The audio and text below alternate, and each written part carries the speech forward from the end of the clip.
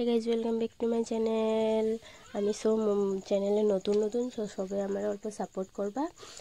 আজকে আমি মাছ দিয়ে আলু দিয়ে তরকারি বানাবো, তো তোমাদেরকেও দেখাইতেছি। আমি হলুদ লবণ দিয়ে মেখে নিয়েছি। এখন মাছগুলি আমি ভেজে নিব। আমার তেলও গরম হয়ে গিয়েছে, মাছ ভাজা কমপ্লিট। মশলা হলুদ লবণ রসুন পেঁয়াজ যে মশলা দরকার হয় আমি সব দিয়ে নিয়েছি। এখন মশলাটা অল্প মিক্স করে রাখার পরে তোমার আলুটা ভাজার পরে ওইখানে মশলাগুলি ঢালুম। তো আমার এখানে আলু ভাজাও হয়ে গিয়েছে।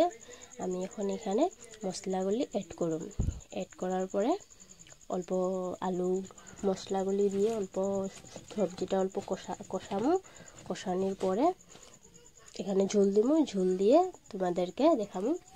তারপরে ঝোল দেওয়ার পরে এখানে মাছ দেওয়ার পরে আমার সবজি রেডি।